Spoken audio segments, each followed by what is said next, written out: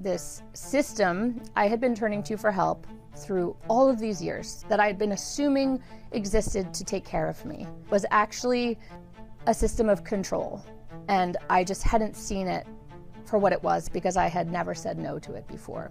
For 14 years, Laura Delano was a professional mental health patient, as she puts it, after being diagnosed with bipolar disorder when she was a teenager. Now, she believes the dominant, medicalized approach to mental illness is actually making us sicker as a society. 65 million American adults and 6 million American children are currently on psychiatric drugs. And there are zero off-ramps for getting them off these drugs safely within the mental health industry. Zero. She is the author of Unshrunk, a story of psychiatric treatment resistance. This is not about being pro or anti. This is about using straightforward, honest language to talk about what these drugs are and how they actually affect us, and then to let people make their own decisions from there based on their own life circumstances. This is American Thought Leaders, and I'm Yanya Kellick. Laura Delano, such a pleasure to have you on American Thought Leaders. Thanks for having me on. It's great to be here. What is it that we get wrong about the mental health system in America? I think at the heart of the problem is the fact that we've given a monopoly to this medicalized way of understanding ourselves, to this idea of having mental illness or of being mentally healthy. This whole framework, this medicalized framework, has taken on a monolithic status in our culture such that all the other ways that we might make sense of the struggles that come with being human get pushed to the side. And when you're viewing your struggles through this medicalized lens, you have one logical next step to take, which is to get treatment, which is often pharmaceutical treatment. And so I think, to me, it's about how much power and dominance and ubiquity the mental health industry has over our culture. That's really the heart of the problem here. And just qualify for me, what does mental health industry mean exactly? That's like a kind of a whole compound of different groups, or? Yes, you could call it a mental health industrial complex if you wanted. I think for me, the word industry is an important one to use as opposed to system, I think, because it shines a light on the fact that this is about very powerful corporations between drug companies, the hospital industry, managed care, medical devices, the list goes on and on. I think naming that this is in large part about corporations who are selling products and services, I think is why, to me, industry is the right word here. And it's all built on this idea of mental illness and mental health. There seems to be a trend, especially online, people like to identify things that sometimes you might even consider, kind of personality traits or quirks or something like that as a particular disorder. For example, people self-diagnosing as ADHD and things like that. Is there a connection here? I think you hit the nail on the head. We've normalized pathologizing ourselves to such a degree that it's become just part of the cultural milieu. This, in the air that we all breathe, this idea of noticing a problem in oneself, some kind of discomfort, some kind of challenge, and kind of instantly concluding, what if this is a symptom of a condition? And I think because in part we have direct-to-consumer advertising where we are constantly being bombarded with this message that, if you're having a hard time, maybe you could try XYZ treatment. In part it's that. And I think in part too, it's that because we have this monolithic mental health industry, it's kind of created this taken for granted assumption that struggles in life are problems to be diagnosed and treated. And so we've normalized it so much that we don't even realize it's actually a story, one story of self. There are countless others as well. Two things. You're just reminding me, I remember someone recently actually was telling me about a situation where in Kentucky, people were suing doctors for not prescribing them the pain medication which they wanted. Because these are consumer products, that are being marketed and sold to people. They come in to their doctor's office knowing what they want. And so doctors are put in this difficult position where if they are actually critical of the drugs they're prescribing, what do they do when their patient comes in wanting them? Because if it's not going to be them, it'll be someone else. So shouldn't it at least be them, because they can at least help educate the patient about risks, about the lack of long-term outcomes, the negligible evidence base for long-term efficacy. So these critically minded doctors, ironically, who don't want to be prescribing these drugs, often end up prescribing them because they know if they're not going to do it, another doctor who probably isn't critically minded will. And so it is a real problem. It's only the US and New Zealand that actually allow for advertising of drugs on television. I haven't watched a lot of television in my life. I wasn't fully aware of it. In recent years, I've discovered just how much of it there is, and these very long ads that also list all these terrible side effects. I thought to myself, is it possible that people actually respond to these ads? Because, the side effects don't sound so good. I think we've been so desensitized to that soporific voice listing the side effects at the end that people don't even hear it. They just glaze over, and what they absorb is the image of the depressed, gloomy woman who's now suddenly running on a beach smiling. I think people are so desperate for relief. I think we live in a time where there's so much struggle. People are overwhelmed by anxiety, by despair, by a sense of meaninglessness, futility to change circumstances, that people want this quick fix promise that is provided to them in these advertisements. And I do think people see these ads and believe what they're telling them because they are just desperate for change. And I was once the same way. I was once so desperate for relief from this intense suffering that I'd spent so many years in, that I was ready to believe anything I was told, especially by a doctor, because I was tired of trying to find the answer for myself. Well, and of course the book is your journey, indeed, with anecdotes and actually a lot of data and information on various illnesses and treatments and things like that. I mean, a fascinating structure, fascinating story, but just kind of give me a thumbnail of it very briefly. Like, you've spent 14 years, I believe, in this mental health industry system. Mm-hmm. Mm-hmm. Yep. It's basically the story of my 14-year relationship to the diagnoses, the drugs, the mental health professionals, the hospitals, and then how I decided to end that relationship and what that looked like and why I ended it. At age 13 was my entry into a therapist's office. I was an angry, intense, despairing, self-injuring teenage girl, and my terrified parents didn't know what else to do, and I think felt immobilized themselves and not empowered to help me. So they did what so many loving American parents are taught to do. If your kid is struggling, you need to seek professional help. So that began my journey. A year later, I was sent to my first psychiatrist. I received a diagnosis within my first appointment with that psychiatrist. My whole life was basically reduced to, what I was told was an incurable mental illness called bipolar disorder. And I was put right on meds.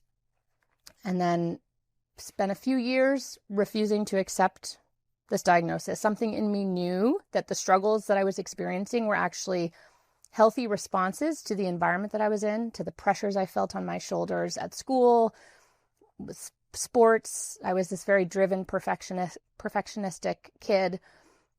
I knew that was the problem, not anything inside of my brain. But when you're a kid, you don't have power. You don't yet have a solid sense of self. And so I eventually kind of lost touch with that knowing, and then spent the final 10 years in the mental health industry as a very compliant, obedient, deferential psychiatric patient. There's one chapter in your book which is kind of pivotal.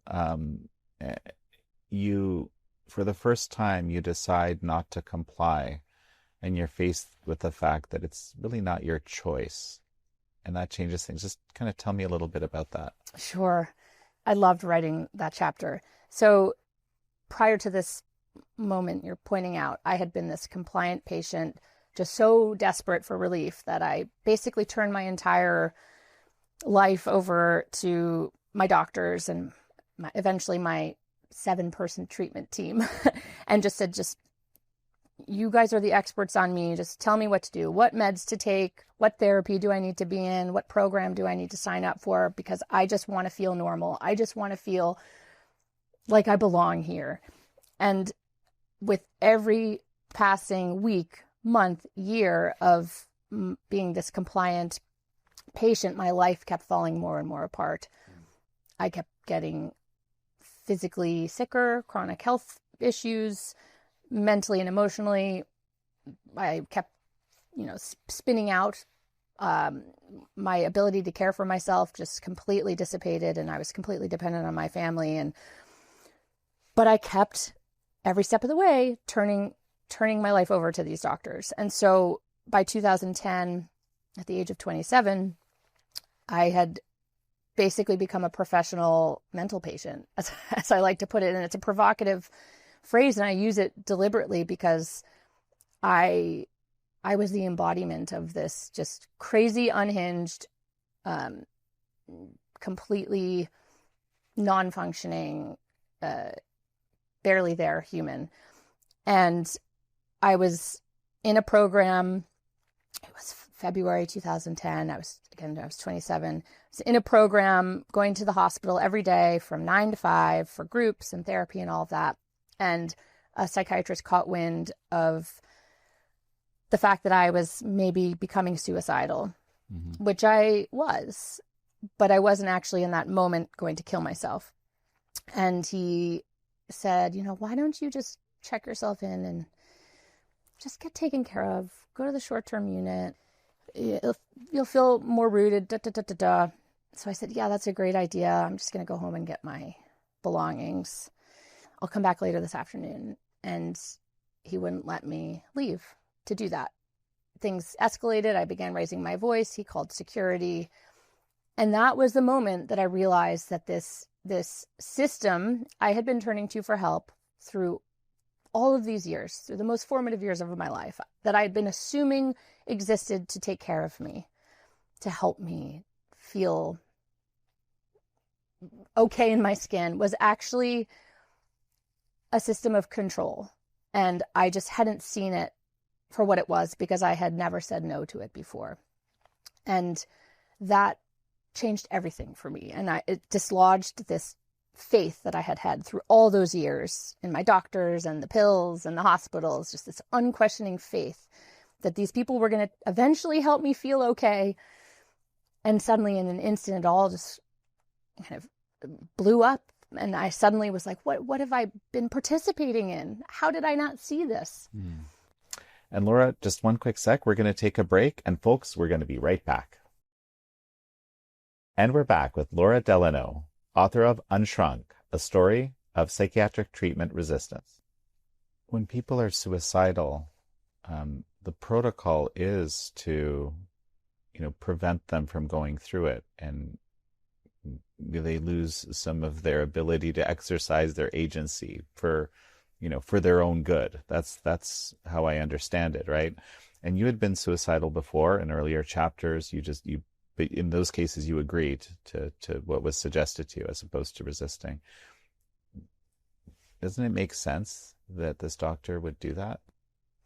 It's such a good question. And I think, all these years later, when I look back, I completely understand his logic. He had no choice but to incarcerate me against my will because he was legally and ethically mandated to basically keep his patient alive. And so I think in many ways we've put this profound responsibility on the shoulders of psychiatrists and other mental health professionals to, prevent death and, to see into the future. Because of course, part of what happens is that if a doctor senses that you are or might in the future become suicidal, they also feel obligated and are obligated to put your safety over anything else. And so we've given them this tremendous responsibility. And I don't think it's a fair one. I have to imagine that a lot of psychiatrists and the other, psychologists who also have this power, if they didn't feel this terrifying liability issue looming over their shoulders, they might actually be willing to hang in there a bit longer with their patients, to ask more questions, to be curious, to be open to talking about suicide. But they don't have that opportunity. The way the whole mental health industry is set up and the legal power that we've given to doctors makes it impossible for them. And I think, having now spent 15 years on the other side, outside of the mental health industry, I couldn't begin to count the number of hours with suicidal people. I have found that when someone is in that state, often what they need most is to be heard. They need to be able to talk about all the things that are making it such that they don't want to be alive anymore. They need to be able to talk about death and why it's calling to them. And it's when we shut down that space and we basically, instantly kind of say, oh, panic mode, like incarcerate person, medicate person. I think ironically, it ends up making a lot of people more suicidal because they feel even more alone with their struggles. You said you're not a mental health professional, but in that role of creating a space, aren't you kind of taking on the role of being a mental health professional? It's an interesting question. And I think it actually gets to this monolithic power that the mental health industry has in our culture, that we assume that helping someone in suicidal despair is acting like a mental health professional, that it's almost like we don't even know it's possible to do that, to be that role in someone's life as just a fellow human, as a fellow citizen, as a fellow layperson. And I think, obviously when I'm with friends or colleagues or, people I'm working with who are feeling suicidal, they obviously know I'm not a mental health professional because I make clear that I'm not one, make clear that I'm a layperson, and that it's my own personal experience with all of this that has led me to be in this place where I'm wanting to support other people.